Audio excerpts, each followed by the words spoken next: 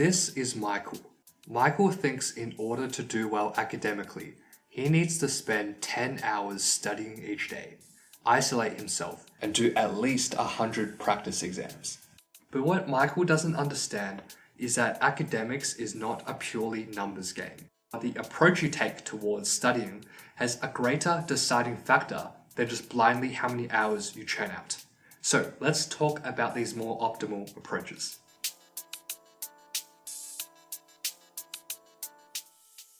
Hey everyone, my name is Julian and I graduated in 2020 with a 99.95 ATAR. And this video is going to cover 5 of my most fundamental techniques that helped me achieve this result.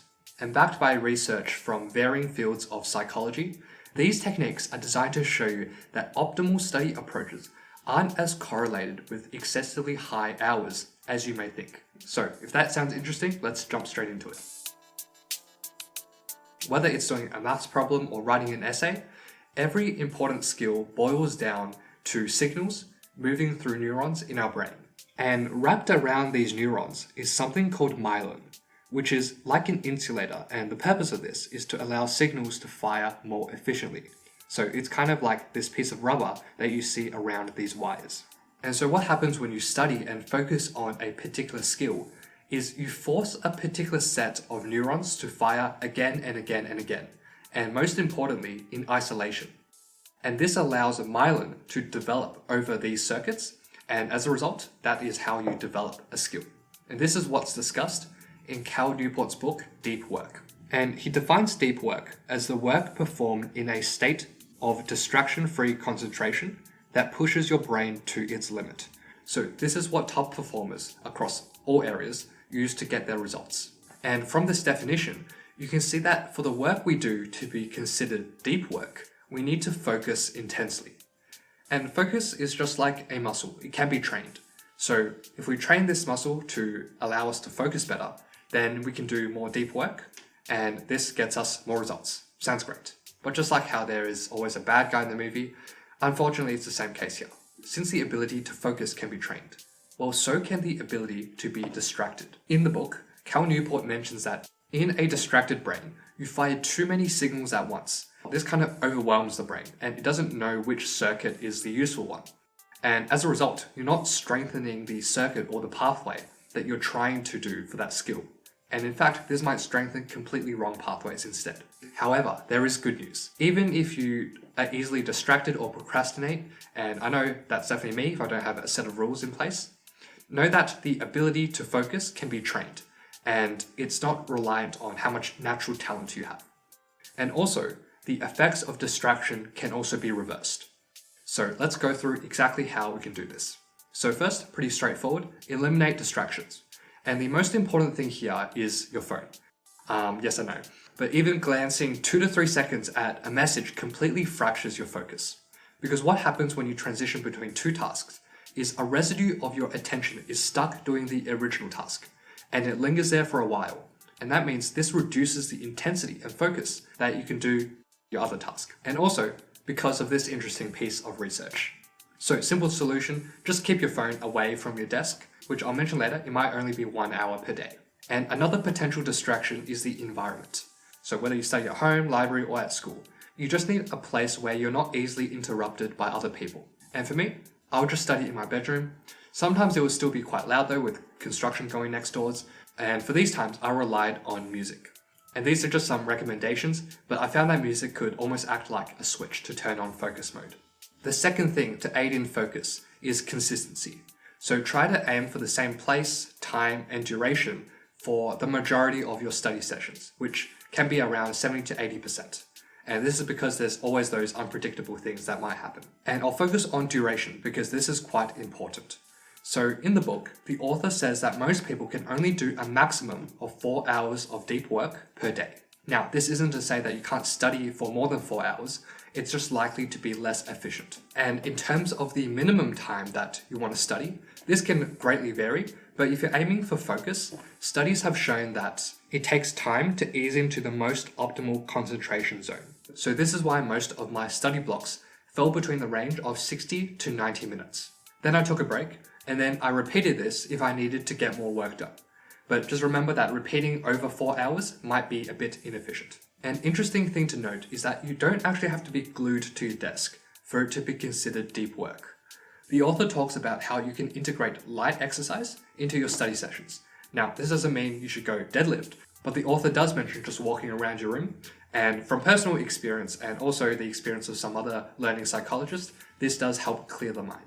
So remember that deep work is not so much a location, but rather a focused mindset.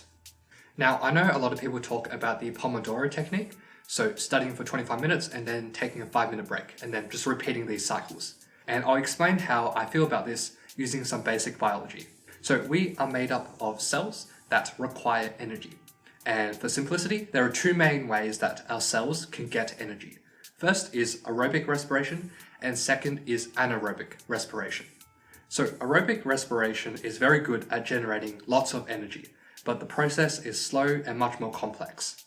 Whereas anaerobic respiration, it's much quicker. It generates not a lot of energy, but it does it very quickly. However, this thing can't be sustained for the long term because it's just not that efficient. So back to studying, this means that 25-minute study periods are good for getting relatively easier and shorter tasks done quickly. So for example, if you just have a worksheet that you can get done in 20 minutes, then go ahead and use these shorter periods.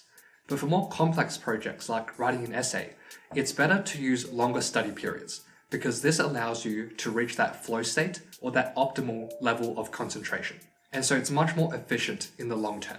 So I'm not saying to completely disregard short study sessions, but just like how our cells have both ways of generating energy, we can use a mix of study times. However, I do recommend that you keep most of your study sessions, so 70 to 80%, at the 60 to 90 minute mark, as I mentioned before. And this is because of one final reason, which is that most of your exams, apart from English, is 1 to 2 hours long. So it's good to start training this focus. That way you're able to replicate the same level of concentration during your actual exams. So now you're at an ice skating rink and you're asked to find out who are the beginner ice skaters, the intermediate, so those that go to a club, and who are the Olympic level ice skaters. So you might have your own way of figuring it out, but this is how psychologist Anders Ericsson does it. He notices that beginner ice skaters tend to focus on distractions, so talking or being on their phone. And then club skaters, or those more intermediates, they tend to focus on things that they do know. So the movements and skills that they have already practiced many times. But the most advanced and Olympic level skaters only focused on what they didn't know. And this is something he calls deliberate practice. And it's this form of practice that makes perfect. So bringing this back, this just means that when we're revising, we should focus on the areas that we find the most challenging or the areas that we've gotten wrong in the past. And this is how we improve. And one way to find out which areas you think are the hardest is to just imagine that you're doing an exam right now and ask yourself, what is the last type of question that you want to see when you open that paper? So that's one way. And another way is to track your errors. So I've mentioned this in my maths guide video, but basically I have a notebook that specifically notes down all the questions that I got wrong. And for subjects such as English or more writing-based subjects, what I did was I annotated my essays with comments from teachers or friends for areas that teachers said needed improvement. So this was a way to go back on previous essays and see what mistakes I made and how I improved on them later on. But regardless of the subject, it's very important to reflect on why you got these wrong in the first place. So was there a gap in your knowledge for a particular topic? And essentially you want to trace back to why you made that mistake in the first place. It might be a careless mistake, or it might reveal a particular area that you overlooked, which you can then fix and improve. And another way I thought about it was, if I wrote down this error and I reviewed why I made that, that's one less error that I might make in my exam. So next is feedback. And this is also another very important category. And let's go through the 2 main types. So the first is technical feedback. And this is probably what we're most used to. So for example, like for subjects such as maths and science, looking at the work solutions and talking over the solutions with your teachers, that is a form of feedback. And for other subjects such as English, getting your essay marked by a tutor or a teacher, or even just discussing over complex essay topics with your friends or classmates, that is also another great way to get some feedback. And this form of collaboration is something that I highly recommend. But either way, These types of technical feedback basically improve your skills at a particular subject. And now I want to move on to another form called psychological feedback. Imagine you're at a basketball game. The two teams are playing and are tied neck to neck, and it is the final minute. So you can imagine that the atmosphere is extremely intense. But why? It's because of psychological feedback. The big scoreboard is constantly reminding the players that the time is ticking down and the scores are close.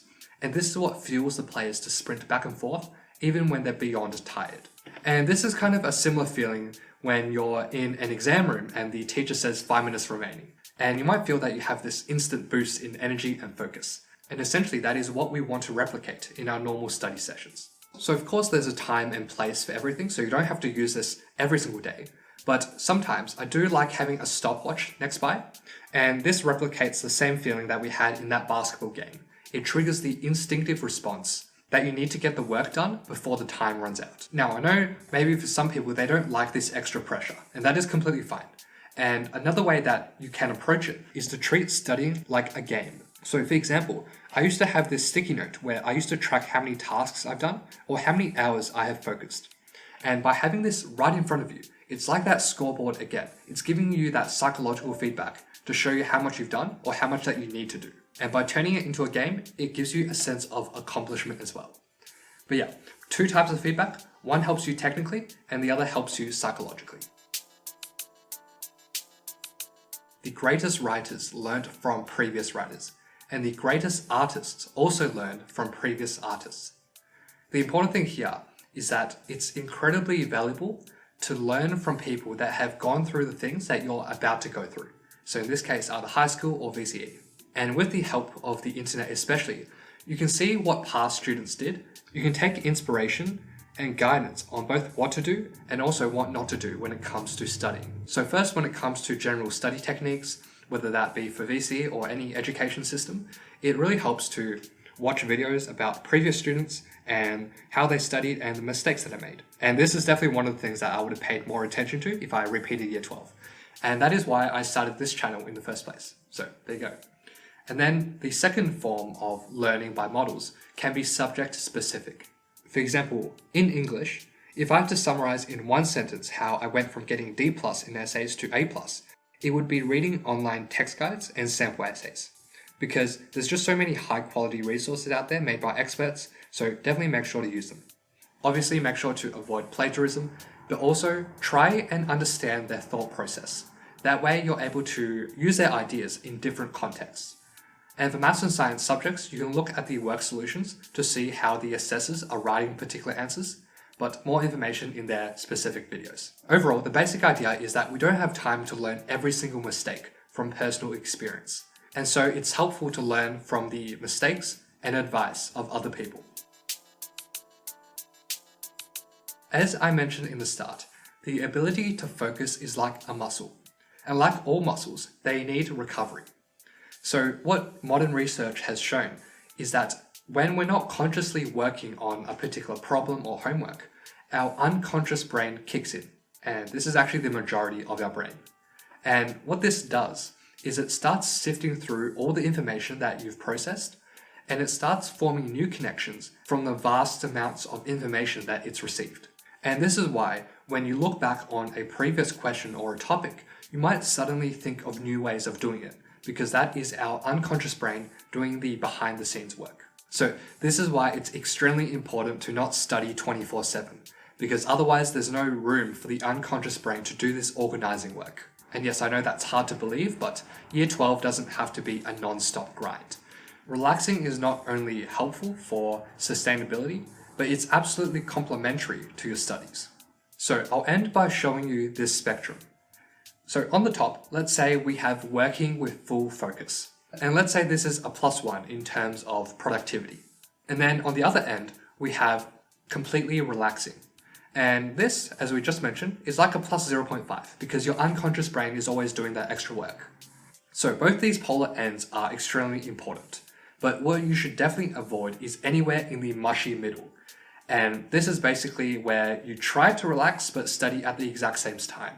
This is definitely a -1. Because remember those brain circuits. You don't want to be ingraining these habits of distraction. And you might be able to get some work done in the present, but remember you're robbing your future self of the focus they need to accomplish more significant things. So those are my top 5 fundamental techniques for studying as efficiently as possible. That is the video. Thanks for watching to the end. And if you want to support me, a somewhat small YouTuber, then I would appreciate a subscribe, and all the best.